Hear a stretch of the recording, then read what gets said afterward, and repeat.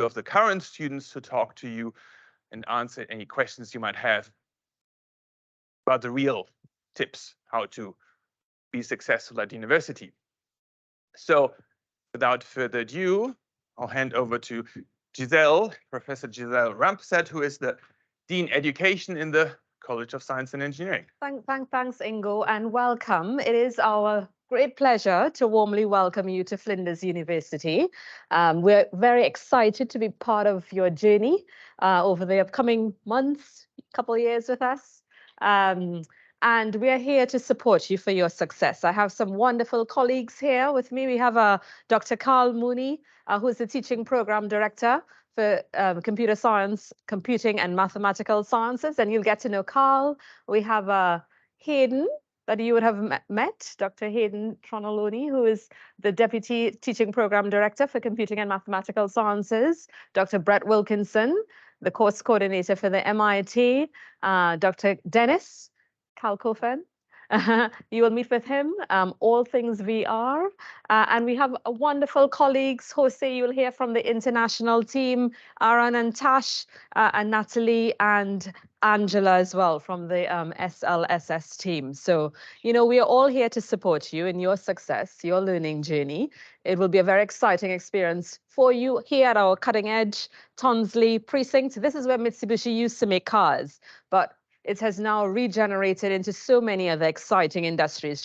Just take a walk through what we call the MAB, or the main assembly building, and you will see the number of companies. So you'll get that industry exposure in your time here with us at Flinders University. We moved here in 2015. We built this building here in 2015. So, you know, it has been a journey for us that will continue to evolve. Some of you may also have classes at our very beautiful Bedford Park campus. Very natural. You'll be able to spot a koala. And if you don't spot it there, I believe Jose and the international team has a Cleveland trip lined up. So you know, you'll have this really wonderful Australian experience. So in your time here, it is about, you know, your academic studies, but it's also about making friendships. I've seen a lot of people shake hands and meet each other, introduce each other. So there'll be a lot of time for that today. I go back to my own orientation experience. So like many of you, well, I've studied in 3 different countries, but I also studied here in Australia as an international student many years ago. And I remember my own orientation experience and meeting people then, and I continue to be friends with them for a very long time. They were my support system. When I came here, we explored and discovered Adelaide together, from Victor Harbour to the Central Market to Glenelg, going on the tram.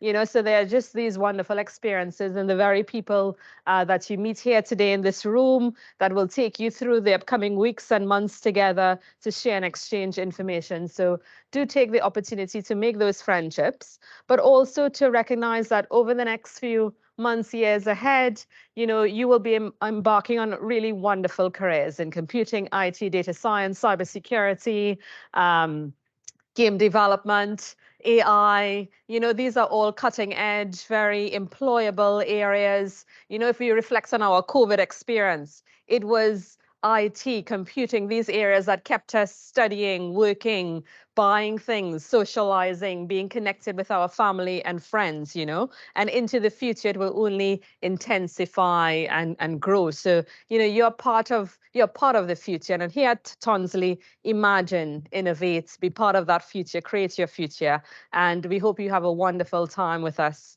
here at Flinders. Thank you.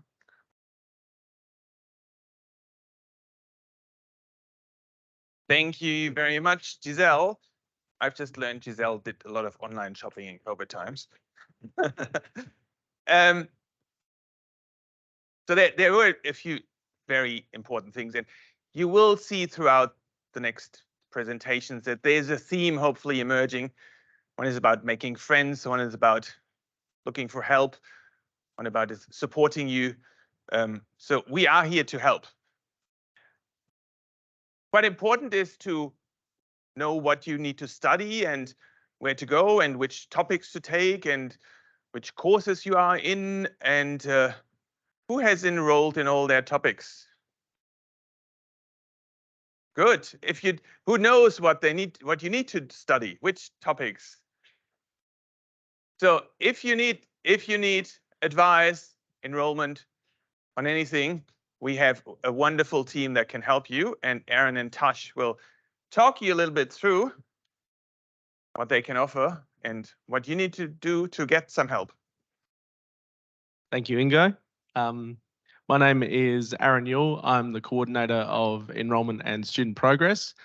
Basically, that means I'm team leader for a couple of people that will help you through your study journey, be it that you've got some questions about what topics to take and when. Some of you may not have been successful in passing a topic here and there, and we can help guide you with your next steps. And we also have some people that will help you if you need supplementary examinations, those sorts of things. But I'll just introduce Tash here, who is the main person based here at Tonsley, but she also spends some time over at Bedford Park. I also split my time between Bedford Park and here, so you may see me around on a Thursday. And we also have one staff member who is based solely at Bedford Park. So if you see any of us, feel free to say hello. But we also have drop-in sessions where you can come and get some detailed advice. So I've been throwing around a few different terms here at the moment, but I'll just start from the top. The course rule is basically the term that we give to all the rules, obviously, based within your degree, what topics to take and when, and there may be a few different other things that are related to that. The second point that I've got here is your study plan, which is basically a visual representation of the course rule, outlining all your topics in each semester and how it sort of flows one onto the other. For most people, what you start with, you'll just work straight through. There may be some changes here and there. If you're unsure about any of it, again, feel free to come in and see us. You've got questions, but they don't sort of relate to those two things. What do you do next? Well, we've got a tool called Ask Flinders through our website. Basically, you just log your email. It will go to one of our team members. Maybe it's to do with timetabling. You've got some clashes with your topics, registering for classes. You've had a few problems. It says the class is full. What do I do? That sort of thing. So feel free to flick us an email, and one of our staff will get back to you there. We've just got a point here for international students as well, that there's a few things that you need to comply with for your visa. One is having 4 topics per semester to make sure that you complete on time. And if you need any variance on that, you have to speak to Jose and his team as well as us, probably. We do have some drop-in times just on well, level 3. You can come in and see us at any point. We've also got some help sessions that are running throughout this week and the first couple of weeks of semester as well. So feel free to come in and see us, and hopefully we can help. Thanks. Thank you very much. Yet, and I'll just highlight, go and ask. They don't bite. They're very helpful people. They know everything, so they can tell you what. And if they don't know, they'll ask somebody who knows. They know who knows. And the earlier you ask, the better it is. The more help we can give you. Don't wait and pull it off until it's too late, and then it might be too late, and we can't really help you. So if you're an international student, welcome to Australia. Welcome to Adelaide. You definitely picked the best spot to come. I can say this. I came 14 years ago from Germany. I don't know if you can tell from the accent. Can't really lose it. I'm really interested in your stories about the crazy, weird Australians. Right? Once you've experienced something, come and tell me, and we can share stories. I have so many stories. These weird sports that they play here and all these things. And feel free to talk with me. But so for our international students, there's the International Student Services, and Jose will tell us something about all the great services, all the great fun things they do. Thank you, Ingo, and welcome again to everyone. And I guess for all students here, whether international or domestic, welcome to the Flinders family. That's how we, I guess, greet our students and staff too. It's welcome to all of you. Success, support, ask for help, we will continue to tell you about this, and I will continue to talk about this as well. Plan ahead, that's really important. Ask for help, ask in advance. All right, so Aaron mentioned earlier, if one of your queries doesn't belong in one of the items out there, you need to submit an Ask Flinders request. You are one of the 25,000 students here at Flinders, so please give us some time to respond to your inquiry. I've seen a number of international students where they'll submit an Ask Flinders request or they send an email to us. 2 minutes after, they're already on the phone asking for an answer. So like I said, we do get a lot of inquiries from students and staff too. So please give us at least 2 to 3 business days to respond to your email. Not just from international student services, from your academics as well, from professional staff as well. All right. So as you can see from the photo, this is ISS. This is International Student Services team. So I lead the team. And we're no different to international students. So we're either previous international students or migrants. We all went through the same challenges of starting anew, not knowing how to go to Rundle Mall, whether it's by bus or by tram or by car or by Uber, whatever, right? We're here to support you. And I hope that for you international students, you've already attended some of our orientation. You've completed our Flinders International Student Orientation. We help you with your problems. All right. We listen, and we will try to help you and provide you the options to solve your problems. Now, if we don't know the answer to your problem, or if we are not the right service for you, we will refer you to the right service, whether it's to your academic, whether it's to Aaron's team, or whether it's to the student learning support services team, we will refer you. And like what we've been saying since the start of this session, there's a lot of support available. All you need to do is ask for help. So other than that, we do fun stuff too. We do fun stuff for international students because a lot of the international students who we've been dealing with have said to us, ISS, don't give us any study skill sessions and all of that because the study stresses us. It adds more stress. Give us some fun stuff, some social stuff. All right. This Friday, we've got a welcome event. So if you haven't registered, please register. Please join us. If you have, thank you very much. I look forward to seeing you at our welcome event. That's at the Hub. That was last semester. 450 international students attended that event. We will feed you, we will make you dance, and we will welcome you properly as well. Keep an eye out on Ping. I think Ingo will mention this later. So Ping is the university's newsletter. So it is sent to your Flinders email address. We are a contributor at Ping, so we've got an international student section on Ping. So if you want anything, any updates from international, just scroll through and then have a read of what we have update for you. We run information sessions as well. So just 2 Fridays ago, I've invited someone from the Skilled in Business Migration team of South Australia, and I asked her to provide an information session on applying for post-study visa. Okay, so we do that for you as well. We support you with your studies, but we also provide you information before you complete your studies at Flinders, because we know that you've got plans for the future as well. All right, so don't forget. And then we've got one more session. So we've got the last session of Success at Flinders. That's next week, 27th of July. If you've attended the first 2 sessions, fantastic, thank you. You can still attend the 3rd session. For those of you who haven't attended, please attend the 3rd session. It's really, really helpful for you. We've designed it for you. All right, we've designed it with the thought of, we've got a lot of feedback from students. We've got a lot of feedback from academics on how, and then that's how we design these Success at Flinders sessions. It's to really help you and prepare you for success in your first semester. I guess last tip, ask for help as early as you can. Don't leave it in the last minute, because sometimes if you leave it the last minute, if the problem is too big, it will really take a long time to resolve it, right? It will need several support service teams or other parts of the university to solve that problem. And with that, again, I welcome you all to the Flinders family. Thank you. Thank you. Thank you very much. Tracy, there's so many services, so many support available. If you need some academic support, right?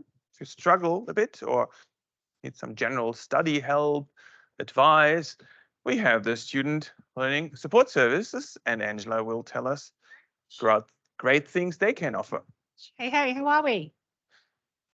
Welcome people online as well. Yes, my name is Angela Hames and I'm from the Student Support Service, and I'm here to very quickly tell you what we've got to offer you. I'm just going to put these all up so you can have a squizzy while I speak. So we offer academic support, but while we can't help you with your content, we can help you with some other things that you may not have thought about yet. So once you start your studies, you might start feeling the pinch of working, having employment, having a social life, recreation if you play a sport, and you're finding it hard to bring it all together and make it all fit. We can help you with a plan, and we can help you manage your time. We can help you with other things, with report writing. You may know the content, but you may not know how to get it down into a formatted report. We can help you with that. So there's a range of things, referencing or searching for sources. We can help you with that.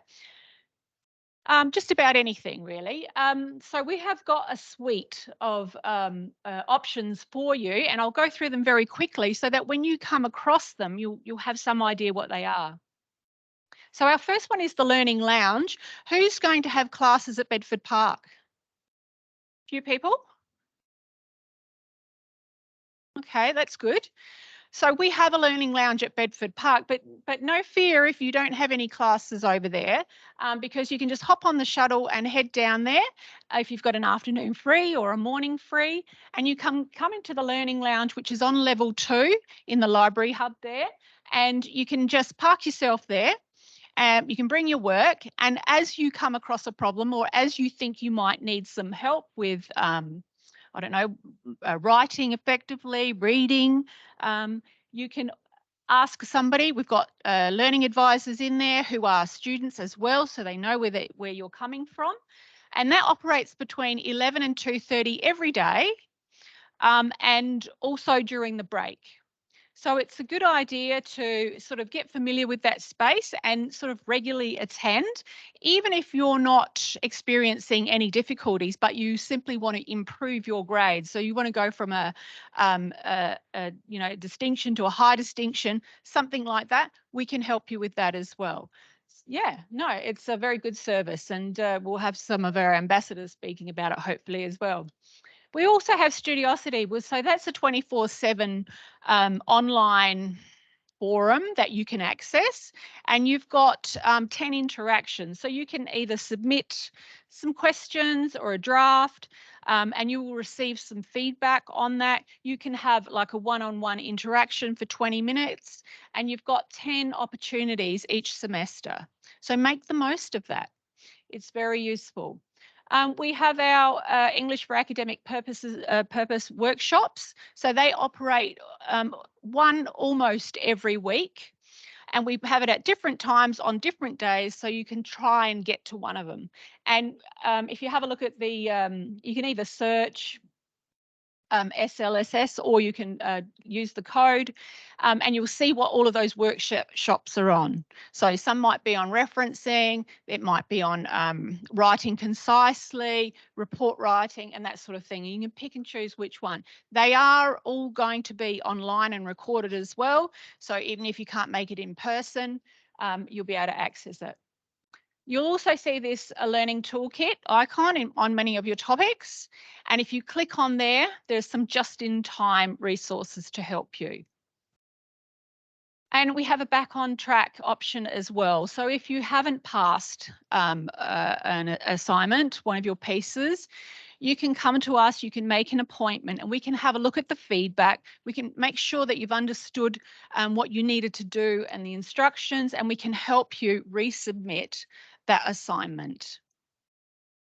We also have consultations, long consultations for an hour. So if you feel that you need longer than a 20-minute session, or you don't want to come to the drop-in Learning Lounge, you can book an online, it doesn't have to be online, it can be in person as well, but a 1-hour consultation where we can maybe go through a number of issues that you might be experiencing. And then during the semester as well, we're going to have some pop-up kind of sessions sort of around assignment time, or you know, just in time help again when you might need something particular for projects that you're working on. So please, yes, you know, make the most of it. Come to the Learning Lounge. Come to the Learning Lounge early, like in week 1, week 2. Get used to it. You make a lot of friends in that space as well, which is always good to buddy up with other students. So thank you very much, and hopefully I'll see you. Thank you very much. And yes, indeed, they provide really great service. And it's not bad sometimes to fail something. Don't be discouraged. I always say, I failed my first year physics topic completely. Still here.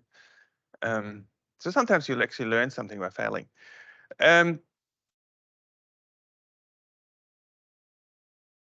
Reverse psychology, of course it's reverse psychology. We don't want you to fail. Do your best. Try to do your best. Try to achieve whatever you want.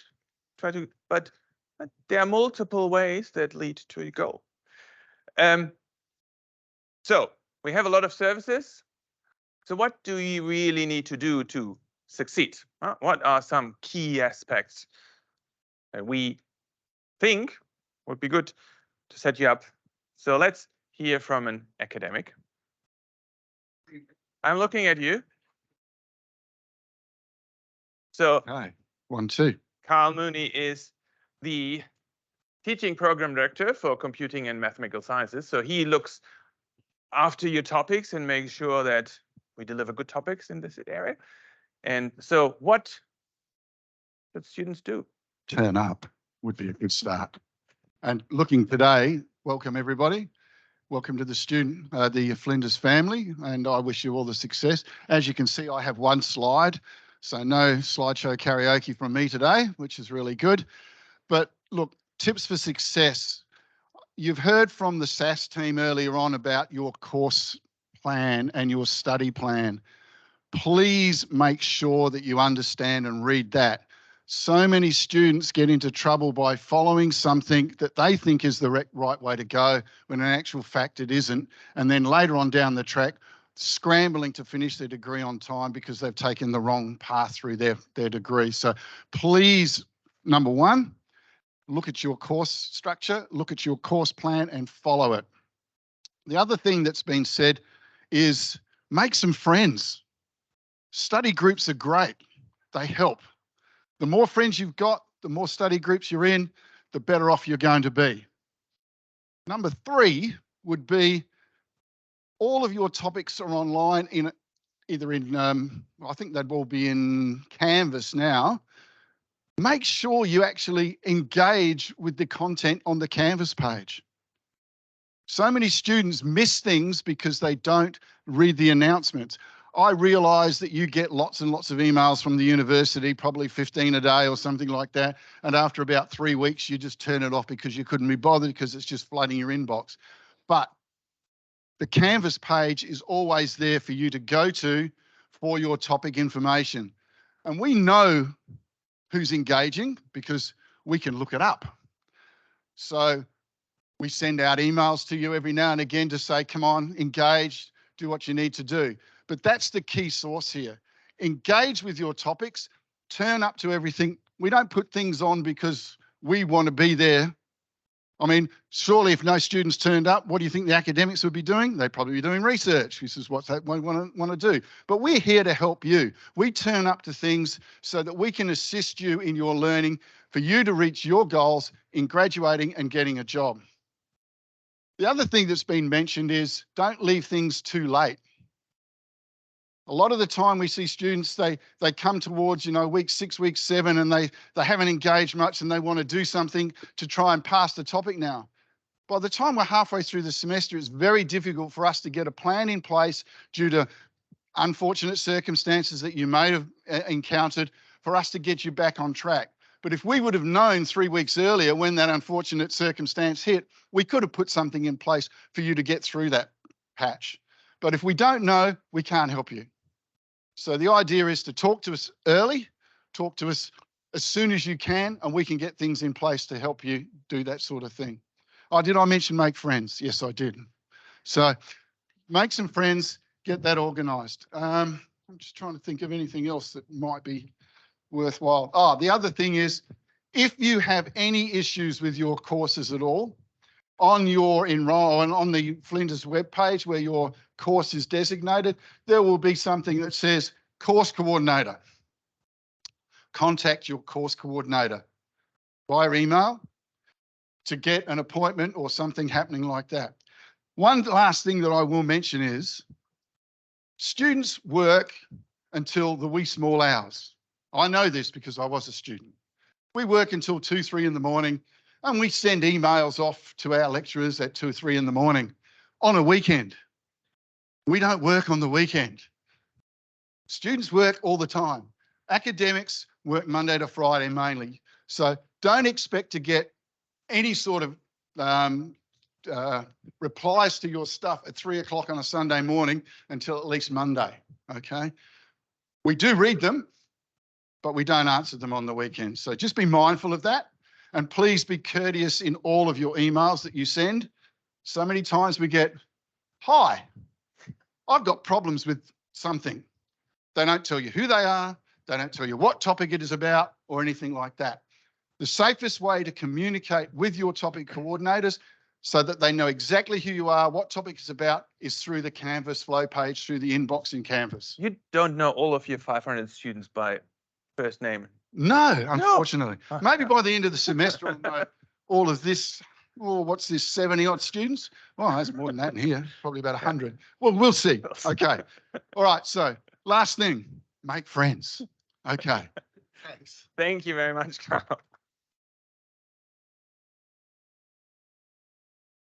Did somebody tell you to make friends? How often? Good. Let's make some friends.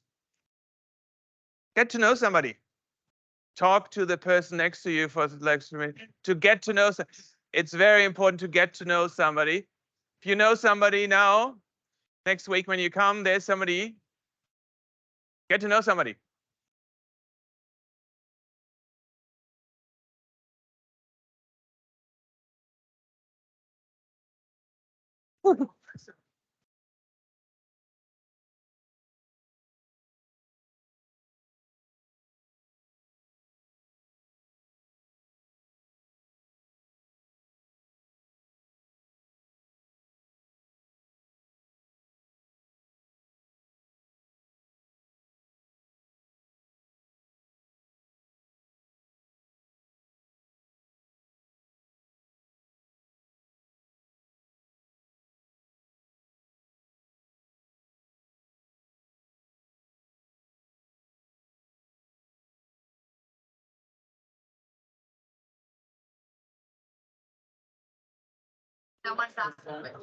And if you're online, use the chat to introduce yourself.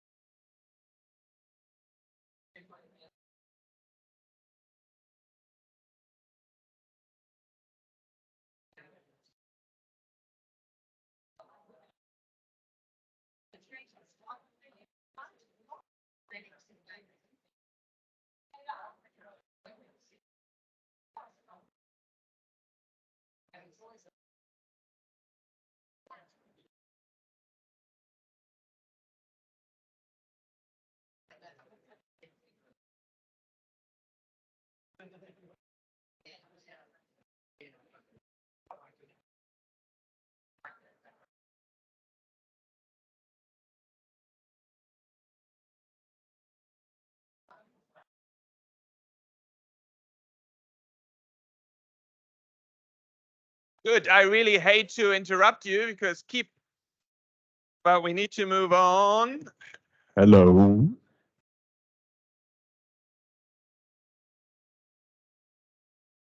Hello. Hello.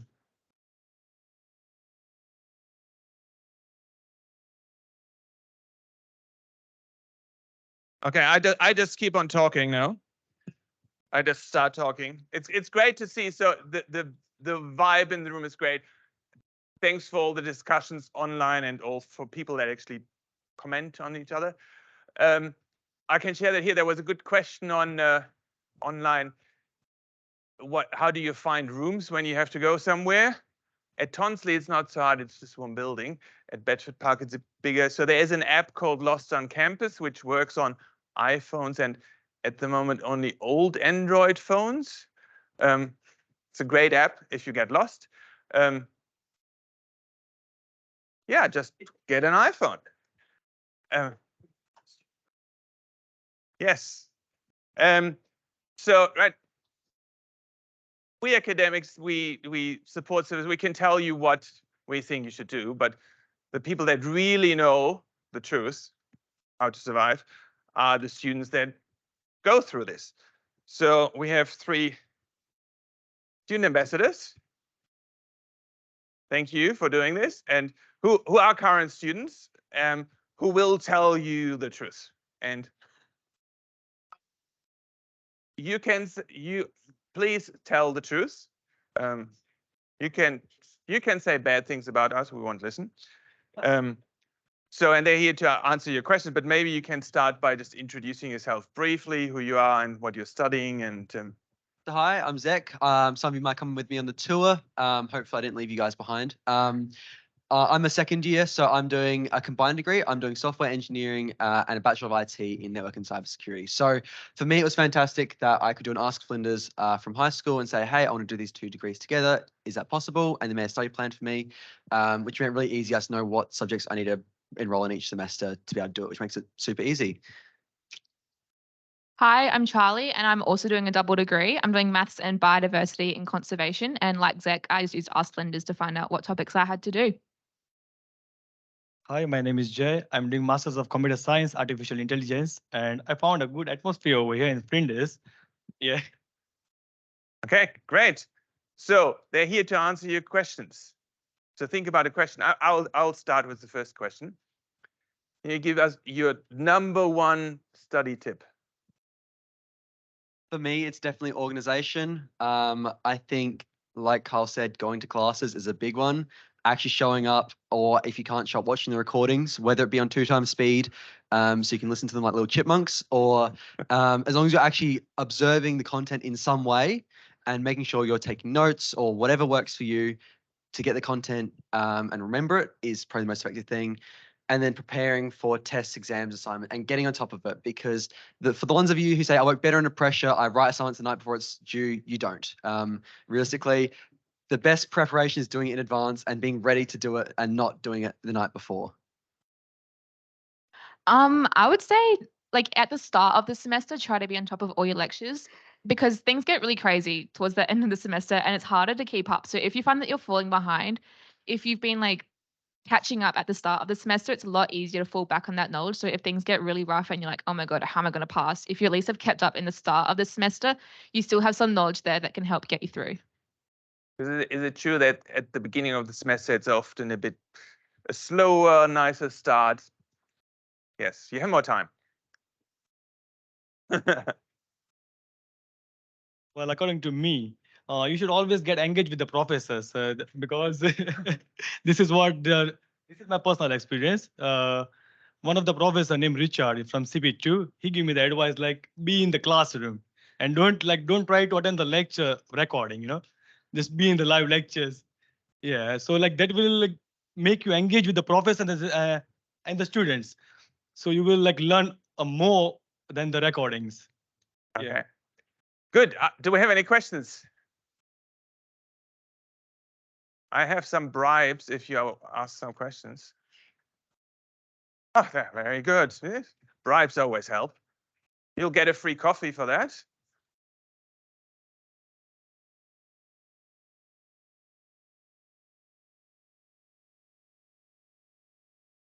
Okay, let me or ask the question for the online. So attendance of, do you really have to attend? What do you really have to attend? And what?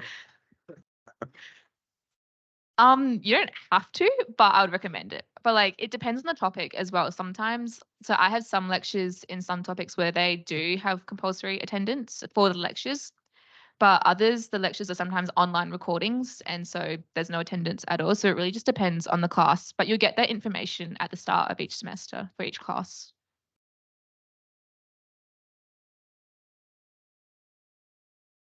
Yeah, so most classes will be recorded. There will be a recording. Some won't, like often workshops don't have a recording because you're supposed to do some work in there and it doesn't often work.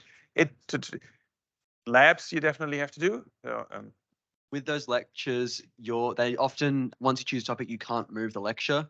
So I think this semester I've got 3 at the same time. So I'm not going to be able to have 3 computers going and pay attention to all of them. So I'm going to watch one at a time and use the recordings to my advantage. So for most topics, lectures are not mandatory to go to, but I think yours is very silly if you don't actually at least observe the content, whether it be live or recorded. And in my experience in IT, there's, apart from say CP1, we have to go in and get things marked off. There's no mandatory attendance, but to get things marked off, to do quizzes and tests, you do have to go in a lot of the time. And again, online's a bit different with how that works because you don't have to come in, but you still have to attend sessions with teams, I believe. So that's its own kind of thing. Yeah, but as you asked the question, but if you miss the, like as you told, like we can even have a lecture recording online, right? But if you miss the recording online for that week, it will be a more burden for you. So it will be like more easier if like we can make it all the work on the same time. It might help you. you can ask for it, and yes, of course.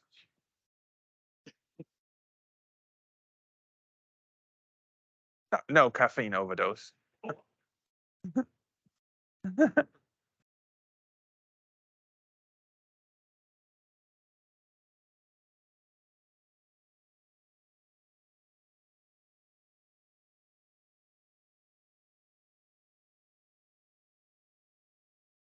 Do we stalk you? Do we monitor what you're doing?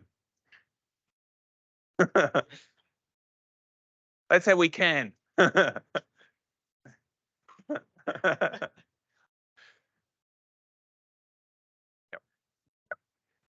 If you don't attend lectures or watch lectures, you're only putting yourself in a disadvantage. Lecturers, it doesn't really affect them if you don't watch their lectures. It's only going to affect you if you don't attend them. So I think it's in your best interest if you want to do well and at least pass or shoot for those high distinctions, to attend and make sure you're absorbing the content. Yeah, you're just hurting our pride if we put all the effort into these great lectures and then nobody's watching them. Other questions? I have more bribes. Oh, back there. Yes. Oh, I need some exercise. And you get a coffee voucher. So what's your question?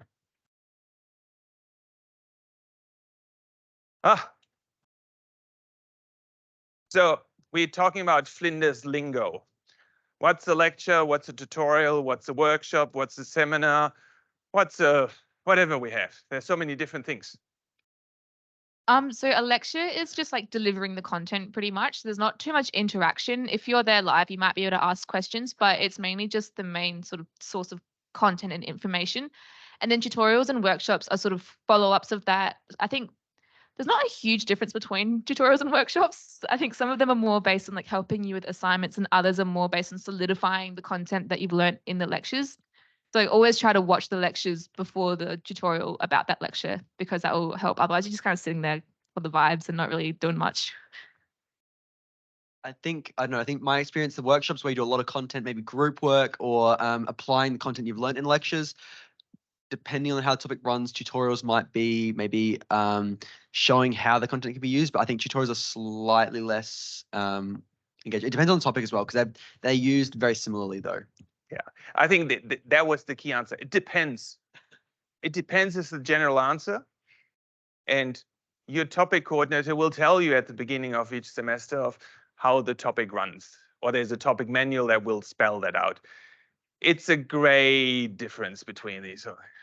And also, if you're doing first year maths, the tutorials are just like pretty much to help catch up. So you can be working like other weeks' content in them. Just if you need extra help, it's just a chance to ask questions. So like if you're doing first year maths, like maths 1A and 1B, like that's sort of the main distinction. Because if you come to my lectures, there's a lot of questions that I ask the students.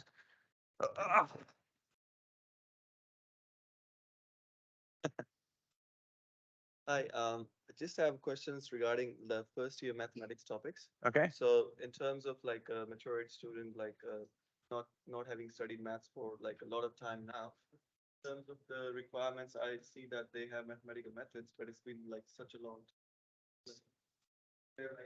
Yep. Catch up or Yep. So if you don't come straight out of high school and have done math methods or whatever, and now have to take a math subject topic, what's the equivalence? What's the best approach? Depending on your degree. So for engineering, so I'm doing software. It depends. It really depends. So I'm doing software engineering, which means in your first year you have to do maths 1A and 1B. If you're a domestic student, that is a logical extension, in my opinion, of methods and spec in high school. If that is not something you did, we have foundations courses. So like foundations of math type thing. Hayden might be a better person to answer this, or Michael Haythorpe. Michael takes 1A generally. Hayden's a fantastic maths teacher as well. Basically, there's foundation courses. So if you aren't up to the level where you can do the content in that maths, you do an extra topic where it gives you that content to bring you up to the correct level so you can take the topic, which means you will take longer to do your degree generally. I know for say forensics, you can do a fundamentals of forensics topic, which is different, but for IT and maths, it is an extra topic you have to take, but it means you'll be at the right level where you're going to pass and you don't have to worry about failing or repeating the topic. It might be worth talking with the topic coordinator or with Hayden over there to see where you are. And this is general for everybody. And see where your level are, and how comfortable we think you will get through it. And whether it's just a little bit of extra help or refreshment, or as Zach said, maybe we'll have to go through a pathway program. Other questions?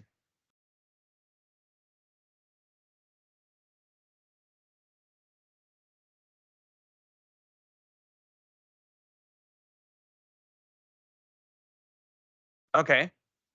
Yep. Yeah, no, sorry. Okay. So are there additional resources? Like if you want another language, learn another language. So I think you Computer mentioned language. Java and C there, I think. Those are C++ are both taught in CP1 and 2. Obviously, you have to wait for the topic. But this will lead into what I'm going to talk about in a minute with clubs. The university in FUSA has got a lot of fantastic clubs. So if you're interested, you can look at FUSA's website. They've got orientation week stalls, and next week they've got more stalls as well. Basically, there's for IT, computer science, maths, there's a few societies and clubs. I'll talk about it in a minute, but they can provide lots of workshop opportunities to learn new skills for those things. So I'll talk a bit more in depth in a minute about that. Or talk to your academics, and they might point you in the right directions as well. More questions?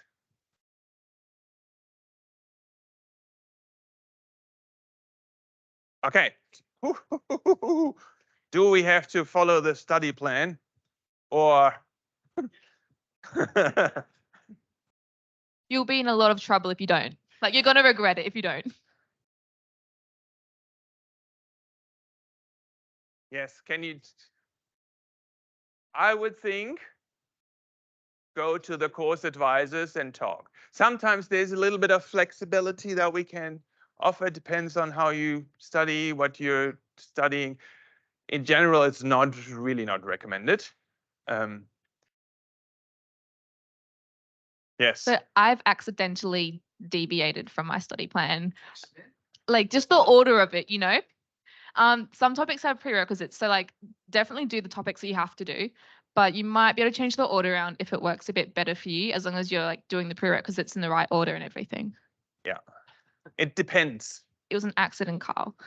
I don't have any more bribes. I have one more question. Yes. If you want to get involved in the university, what can you do? He wants to talk about, he will talk about clubs. Is there anything else than clubs? Like rocking up to your tutorials, you meet people, and then that helps you get more involved as well. Like other people have little projects that they're working on that you can join them in, like join in with them on. There's opportunities to work at the uni if you want to do like sort of the stuff that we're doing. Yeah, like all the outreach sort of stuff. So yeah, just like connecting with people, because you never know, like there's always going to be opportunities with different people that you meet and talk to. Good. I'll also mention that one. There's Oasis at Bedford as well. So it's spiritual and well-being connections. So they've got lots of events like hiking through the forest. I'm not 100% sure. I'm not an Oasis representative, but they've got lots of events and you can look them up. Yep. They're a fantastic service offered by the uni as well. Good. Thank you. And then Zach mentioned 5 times he wants to talk about clubs. So let's talk about clubs. All right, thank you. So I myself am quite involved with these clubs. These will primarily pertain to IT and computer science students. There is a maths club that has kind of fallen from grace, so it needs a bit of a student enthusiasm to get started back up, and Hayden would quite like to see that start back up. So if you're a maths student and you want to see his club, go have a chat with him. He would love to talk to you about getting that going. So basically, the clubs I represent is the Computer Society and the Cybersecurity Society. So they are 2 IT-based clubs that both operate underneath FUSA. So we're funded by the uni, and we offer a lot of free workshops, social experiences, and networking opportunities. So I'm primarily going to talk about Computer Society. So our acronym is FUX. So basically, if you go on the FUSA website, they've got all our links and everything. It's free to join and everything. We run lots of events. So both clubs run workshops that are educational. Next week, the Computer Society is running a GitHub workshop. If you're in IT, GitHub is something you'll almost certainly use or should know how to use, and it's not something that you're taught very early on. So if that's something you're interested in and want to learn, it's a free workshop. We've got free food. It's sponsored by GitHub. So come along next Wednesday at 6 p.m. If you look up us on FUSA and find our link tree, you'll be able to find it on our socials and Discord. So that's I would encourage all of you to come. We've got about 60 people coming. So if you want to come to that, by all means. Cybersecurity runs workshops every month. So the first Wednesday, generally, they have a focus on cybersecurity, obviously, but it's welcome to everyone in the university. So they run things like different penetration testing techniques or ways that systems can be breached. Lots of different interesting talkers. They have industry speakers, women in STEM, lots of different opportunities. The computer side is great because we also run social things. So things like pub crawls. We work with the ball, so with the engineers, as well as games nights and stuff as well. So getting involved with the uni and socializing is also opportunities there. And if you want to get involved with these clubs as well, that is a possibility.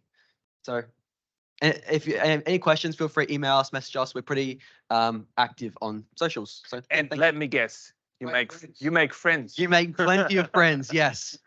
So it's a great experience. It's free because it's funded by your amenity fees through FUSA. So if anything, I'd encourage you all just to join because worst case, it costs you nothing and you might get maybe work opportunities, something out of it as well. Good. Thank you. Thank you very much.